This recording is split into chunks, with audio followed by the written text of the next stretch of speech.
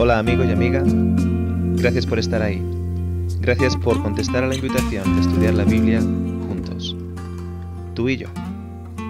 De escudriñar las Escrituras y de vivir por ellas. Vamos a comenzar con la oración que hemos estado usando en el primer capítulo de Apocalipsis, versículo 3. Bienaventurado el que lee y los que oyen las palabras de esta profecía y guardan las cosas en ella escritas, porque el tiempo está cerca. Es por ello, Padre, que pedimos por tu Santo Espíritu, para que nos guíes en tu palabra, nos reveles las cosas que causen en nosotros que te podamos ensalzar y glorificar, y darnos especialmente ahora, Señor, entendimiento y discernimiento. En el nombre de Jesús. Amén. Bueno, bienvenidos a una nueva sesión de estudio juntos del libro de Apocalipsis. Espero que las sesiones anteriores hayan instigado en ti un deseo de escudriñar las Escrituras. Estos estudios han usado como excusa, digamos, el hecho de que alrededor del mundo, con la elección de escuela sabática, se está estudiando el libro de Apocalipsis. Pero como te podrás imaginar, en 13 semanas no vamos a acabar. Así que vamos a continuar estudiando el libro de Apocalipsis a pesar de que la elección de escuela sabática se mueva a otro tema o a otro tipo de estudio. ¿Ok? Paralelamente a ello, vamos a empezar también a incluir otros estudios aparte del libro de Apocalipsis. Así que vamos a colgar en nuestro canal y en nuestras redes sociales un alto número de estudios, porque hemos sido movidos, digamos, a presentar estos estudios, a que la gente vuelva a estudiar y escudriñar las Escrituras. Porque, como nos decía la oración, el tiempo está cerca.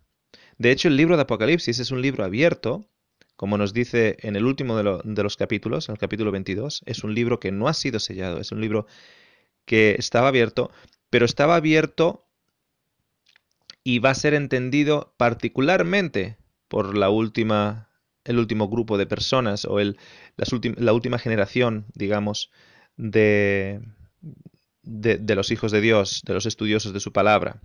Porque cuando dice el tiempo está cerca, se está refiriendo también a un periodo de tiempo en el cual el libro de Apocalipsis va a estar más en relevancia con los acontecimientos que se van a vivir en los últimos tiempos. De hecho, nos dice en el versículo 9 y el versículo 10 lo siguiente: Yo, Juan, vuestro hermano y compartícipe vuestro en la tribulación, en el reino y en la paciencia de Jesucristo, estaba en la isla de Patmos, por causa de la palabra de Dios y el testimonio de Jesucristo.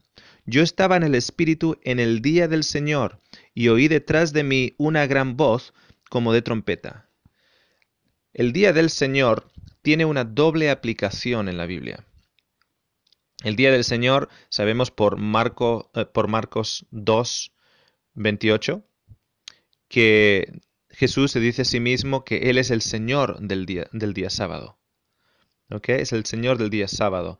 El cuarto mandamiento nos habla de que Dios descansó el séptimo día y que Él es el dueño o el Señor, digamos, de todo lo que se ha creado y que está descansando ese día. Él ha creado el sábado para el hombre, no para el judío, sino para el hombre. Y se puede decir que en el sábado Juan recibe la visión. Pero también el día del Señor tiene una doble aplicación. El día del Señor se refiere también a el día en el que el Señor viene. En otras palabras, la segunda venida de Cristo está considerada en la Biblia el día del Señor.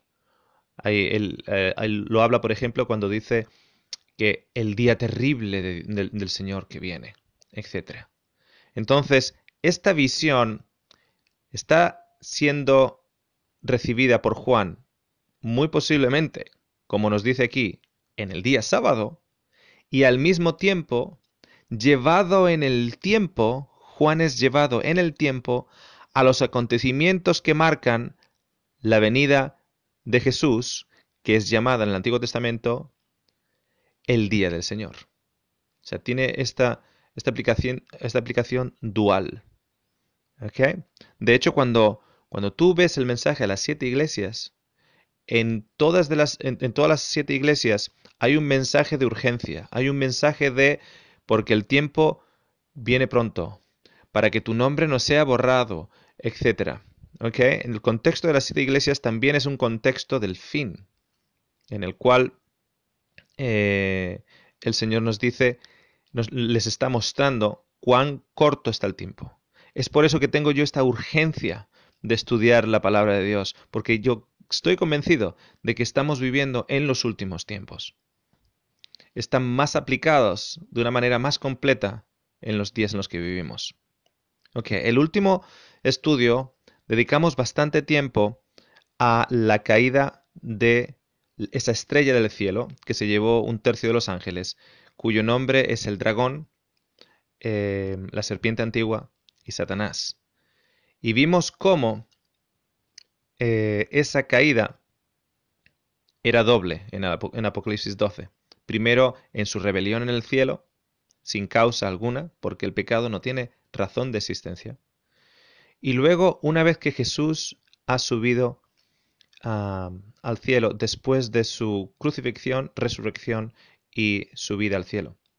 Porque Jesús sube como representante del hombre en el cielo, como hijo de Dios, como el segundo Adán. Entonces, Dios se hizo hombre para recuperar el cetro y el trono que Adán había perdido a manos de Satanás. Vemos en el libro de Job como Satanás todavía tenía acceso al cielo, y tenía acceso al cielo porque Adán había perdido su asiento, su trono. Pero ahora con Jesús allá ya no tenía y ya no tiene acceso. Juan ve en Apocalipsis 9 la quinta trompeta. La trompeta que llega después de un montón de calamidades y desastres naturales desde un punto de vista y al mismo tiempo lo que eso afecta emocional y espiritualmente, que también hay un aspecto emocional y espiritual en las 4 primeras trompetas. Sin embargo, llega para engañar, porque es lo único que sabe hacer, porque es mentiroso y asesino desde el principio. Vemos como el ministerio de la iniquidad es revelado en la gran manifestación, el gran engaño de Satanás. Okay. Si no has escuchado ese estudio, te aconsejo enormemente que lo escuches para no ir perdiendo el hilo cronológico o muchos de los detalles que vamos a incluir en estudios futuros. Con relación a la quinta trompeta, con relación a ese engaño de Satanás, Pablo nos dice en segunda de Tesalonicenses, nos hace un resumen de ese concepto. ¿Okay? Nos dice lo siguiente, en segunda de Tesalonicenses, capítulo 2. Pero con respecto a la venida de nuestro Señor Jesucristo y nuestra reunión con Él, os rogamos, hermanos, que no os dejéis mover fácilmente de vuestro modo de pensar, ni os conturbéis, ni por espíritu, ni por palabra, ni por carta, como si fuera nuestra, en el sentido de que el día del Señor está cerca. Nos está diciendo, Pablo le está diciendo a la iglesia de los tesalonicenses que no se muevan fácilmente con aquellos que se alzan y dicen el tiempo está cerca, el tiempo está cerca, el tiempo está cerca. ¿Por qué dirá eso cuando en realidad Jesús mismo dijo que el tiempo estaba cerca? Especialmente estudiando el libro de Apocalipsis, lo vemos un número amplio de veces. Porque hay algo que tiene que pasar primero. Y ese algo está descrito en detalle con símbolos y con aspectos literales en la quinta trompeta, con ese ángel que va a causar que todo el mundo entre en una oscuridad tremenda y que sus aliados, su ejército de aliados, con colas de escorpión, envenenen a los hombres con mentira, con engaño, con decepción. ¿Por qué con cola de serpiente? O sea, no de serpiente, perdón, de escorpión. Porque la cola, según Isaías 9:15, como ya hemos estudiado en otros estudios, representa el profeta que habla mentiras. ¿Ok? El profeta que habla mentiras. Esto ocurre antes de la segunda venida de Jesucristo. Mira lo que nos dice Pablo en el versículo 3. Nadie os engañe en ninguna manera, porque no vendrá sin que antes venga la apostasía y se manifieste el hombre de pecado, el hijo de perdición. El hijo de perdición. Cuando tú lees Apocalipsis 17, el que está por venir, que viene, que parecía estar muerto y sin embargo viene a la vida, es para perdición. Apocalipsis 9 nos dice de el ángel que sale que abre las puertas del abismo y de abajo del abismo sube para perdición, porque son los últimos momentos en los cuales se hace guerra en contra de los santos, etc. Está hablando del mismo concepto. ¿Ok?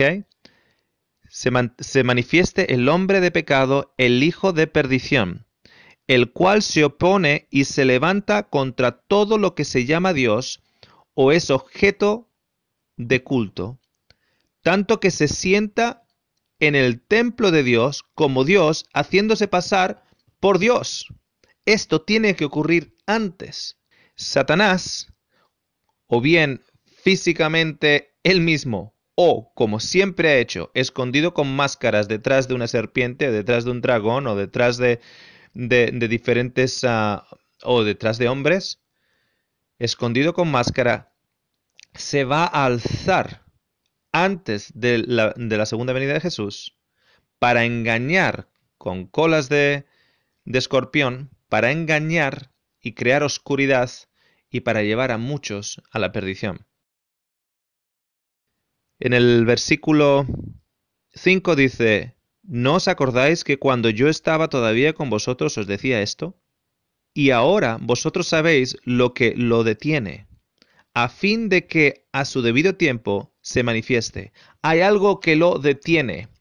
De hecho, justo antes de las trompetas, y estamos hablando de la quinta trompeta, donde la manifestación de Satanás es descrita ampliamente, justo antes de las trompetas, los 4 vientos están siendo detenidos. Los 4 vientos están siendo restringidos, su poder y su efecto por la mano de Dios.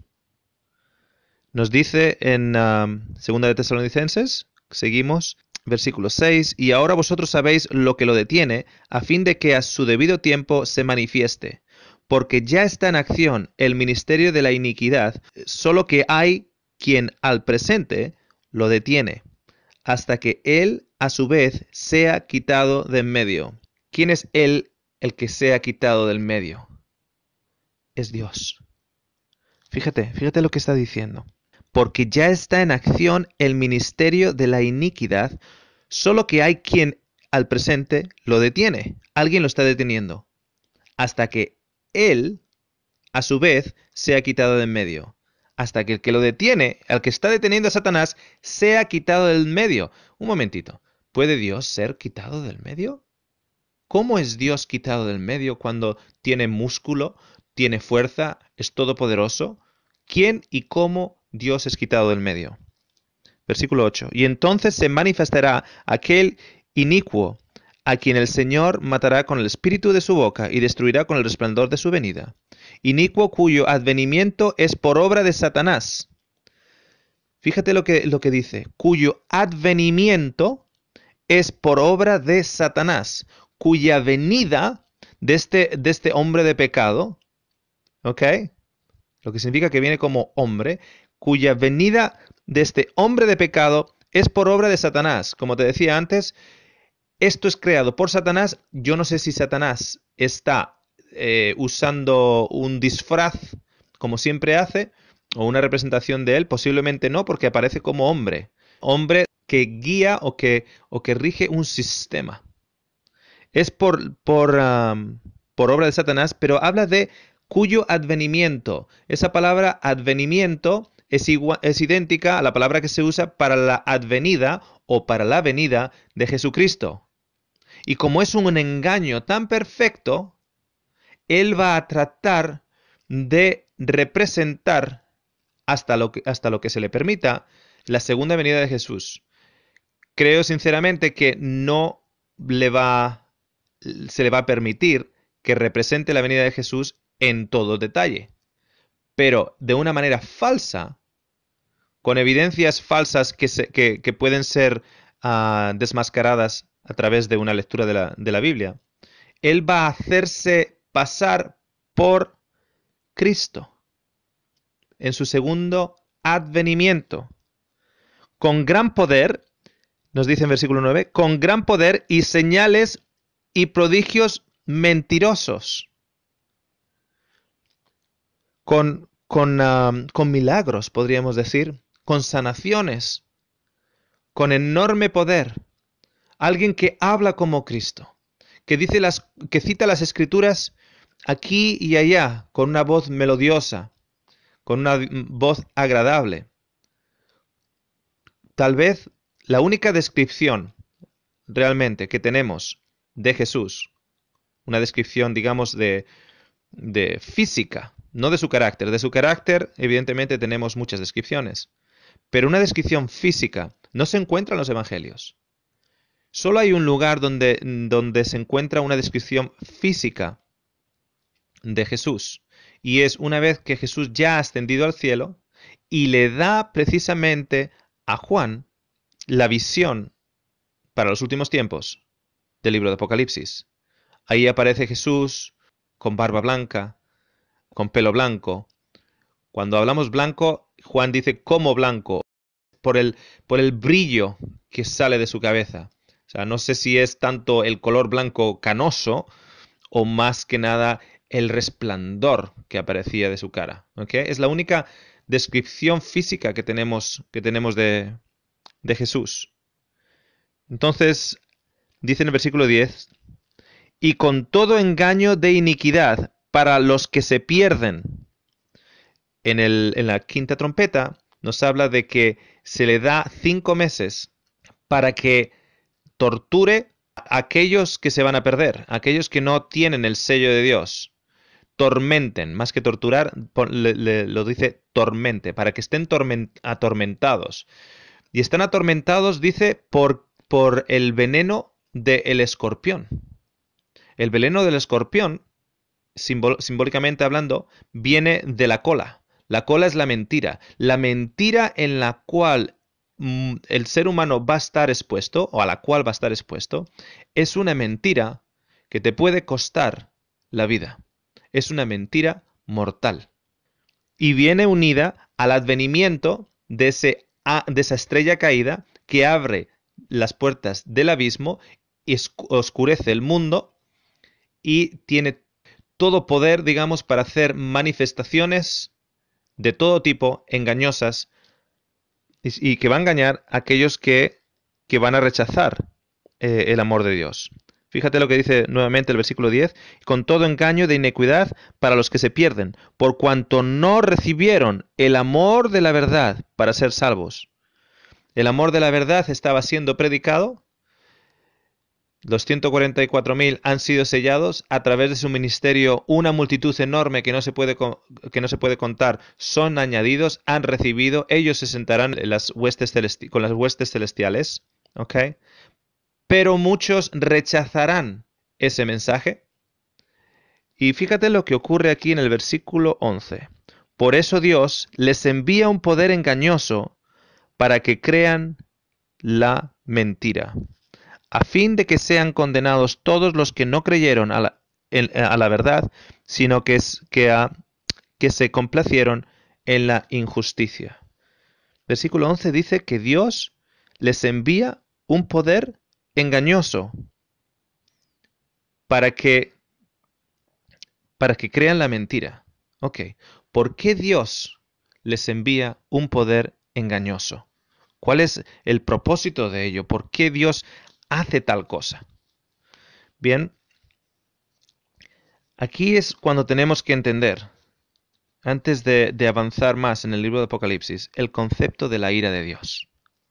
¿Qué significa la ira de Dios? Cuando lo lees en 2 de Tesalonicenses, daría la impresión que Dios dice, ¿no me creéis a mí? Pues ahora os mando a Satanás. Recuerda lo que decía en versículos anteriores, decía que hasta que Él, Dios, sea quitado del medio. Cuando Dios es quitado del medio, dice que Dios envía para que crean una mentira. Ok. Si no la has escuchado a día de hoy, la serie que tenemos en nuestro canal titulada El Dios Ateo, encarecidamente te invito a que la escuches. Primero, en esa serie hablamos de dónde viene el concepto que tienes tú de Dios. Y luego hablamos del concepto de cómo Dios destruye y cuál es la ira de Dios. La ira de Dios se define en la Biblia, no en el diccionario. Tenemos que encontrar la definición bíblica de la ira de Dios, porque si no descubrimos qué significa la ira de Dios, vamos a leer el libro de Apocalipsis, donde habla de la ira de Dios, de una manera incorrecta. Cuando hablamos de definiciones bíblicas, estamos hablando de conceptos en los cuales dos conceptos están unidos en una misma definición para explicar cuál es el significado de estos. Por ejemplo, cuando Juan mira a Jesús y dice, ahí está el Cordero de Dios que quita el pecado del mundo, sabemos que el Cordero acaba de ser unido por definición bíblica con Jesús. Cuando en el libro de Apocalipsis, capítulo 12, se nos dice que esta es la serpiente antigua, el dragón, que es Satanás, sabemos que Satanás es la serpiente antigua, estaba detrás de la serpiente, y también del dragón, definición bíblica. ¿Okay? Nosotros nos vamos al periódico y decimos, el dragón significa China. El oso significa Rusia. No, nosotros vamos a la Biblia para ver en la Biblia qué significa el dragón. En la Biblia qué significa el cordero. En la Biblia qué significa el oso.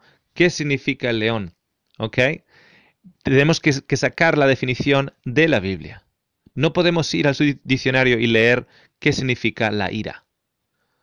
Porque la ira es un concepto en el cual tenemos un espíritu de venganza, de retribución, de vas a ver ahora, de te voy a coger por todo lo que me has hecho, un concepto de venganza, etc. Ese es el concepto de ira del hombre.